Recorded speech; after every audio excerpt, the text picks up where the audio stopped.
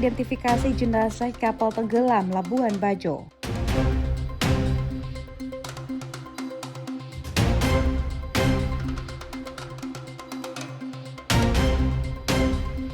Prabowo umumkan swasembada pangan. Nusa Tenggara Timur ikuti panen raya.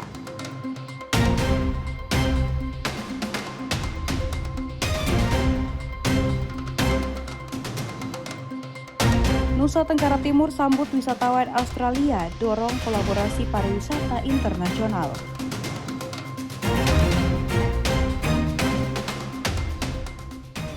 Halo pemirsa, Timur Sepekan kembali hadir menyapa Anda.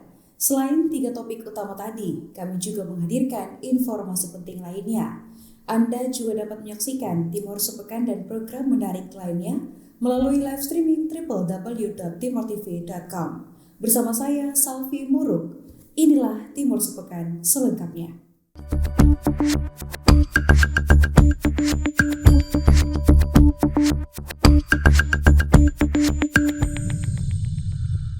Tim medis Polda Nusa Tenggara Timur lakukan identifikasi jasad korban yang ditemukan di perairan Pulau Serai, kawasan Taman Nasional Komodo, Labuan Bajo, Manggarai Barat. Berikut liputannya untuk Anda.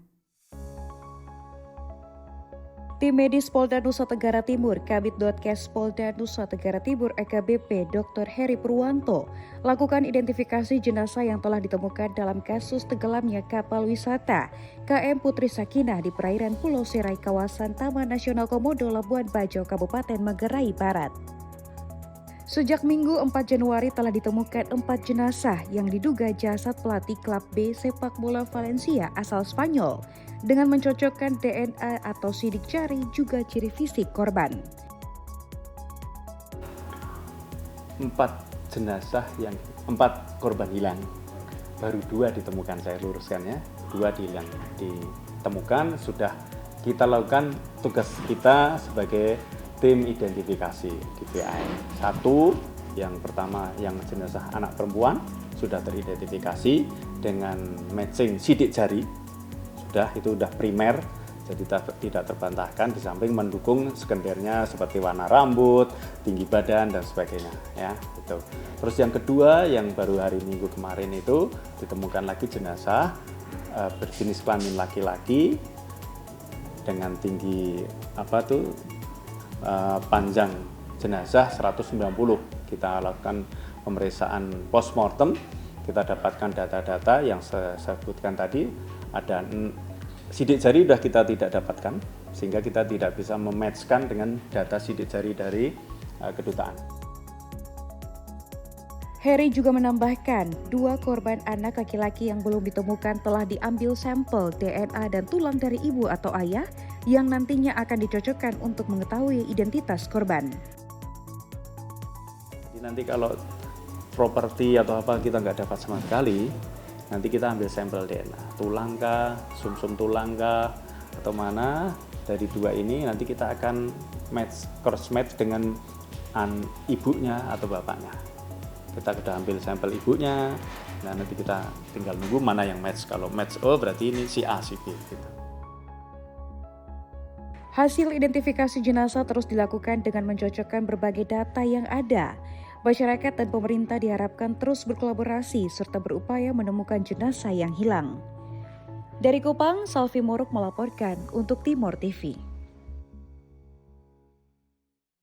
Kenaikan upah minimum Provinsi Nusa Tenggara Timur tahun ini dinilai belum mampu mengimbangi melonjaknya harga kebutuhan pokok.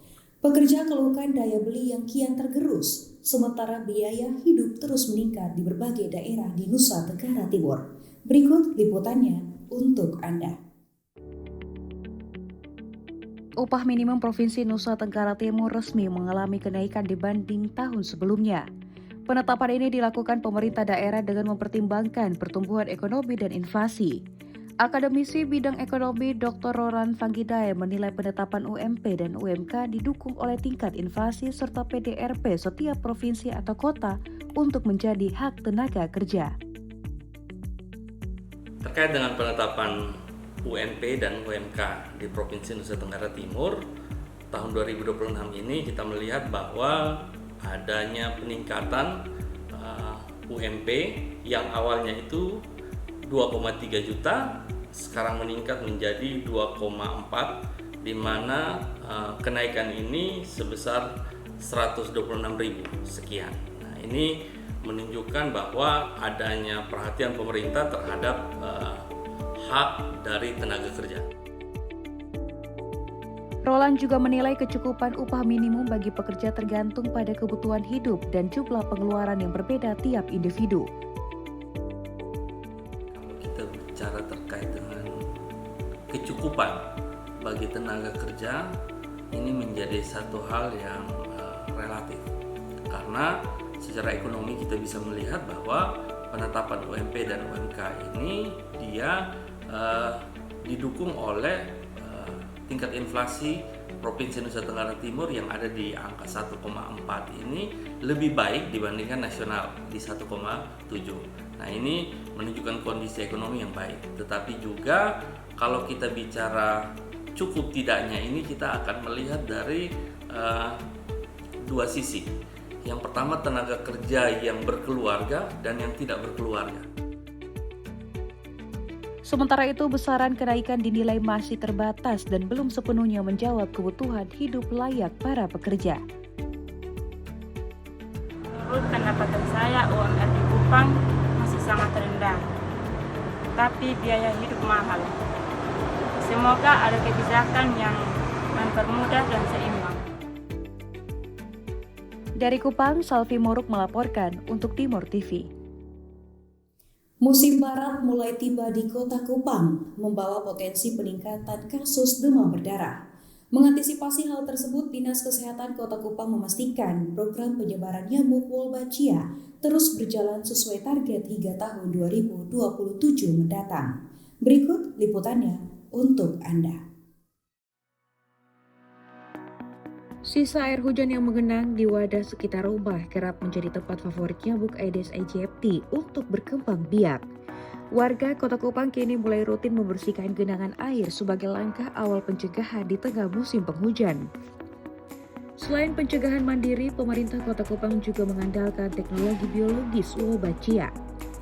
Puskesmas Oebobo menjadi salah satu titik sentral sosialisasi mengingat wilayah ini memiliki riwayat kasus DBD yang cukup tinggi dalam kurun waktu 2009 hingga 2021. Kecamatan Oebobo, kemudian kita lanjutkan dengan Kecamatan Nolava dan Kecamatan Kelapa Lima. Dan di tahun ini kita akan lanjutkan di 2 kecamatan, yaitu Kecamatan Kota Raja dan Kecamatan Kota Lama. Semoga di tahun 2027 program ini bisa kita selesaikan. Sudah dilakukan penerapan teknologi Wolbachia, kasus DBD-nya sudah menurun. Tetapi pada saat ini kami sampaikan bahwasanya penerapan teknologi Wolbachia ini adalah merupakan salah satu dari program untuk bisa menurunkan kasus demam berdarah. Meski teknologi Wolbachia sudah diterapkan, Dinas Kesehatan menegaskan bahwa program ini sifatnya melengkapi bukan menggantikan. Evaluasi efektivitas dengan penangkapan sampel nyamuk di alam masih akan terus dilakukan. Masyarakat diminta tetap disiplin melakukan gerakan 3M, yakni menguras, menutup, dan mengubur barang bekas agar potensi penyebaran DBD bisa ditekan semaksimal mungkin. Dari Kupang, Tim Liputan Timur TV melaporkan.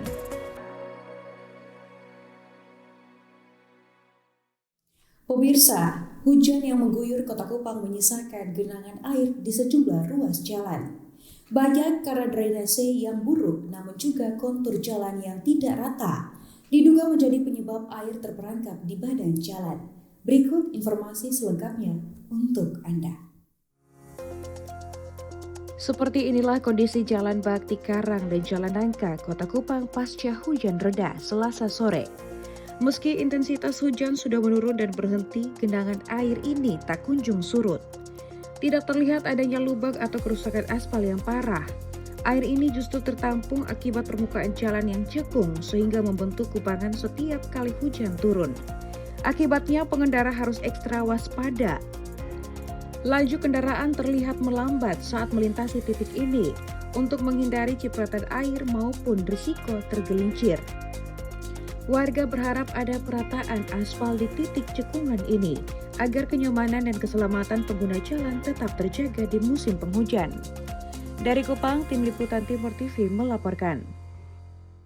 Presiden Prabowo Subianto resmi umumkan swasembada pangan nasional dalam rangka panen raya padi. Informasi selengkapnya akan hadir sesaat lagi. Tetaplah bersama kami.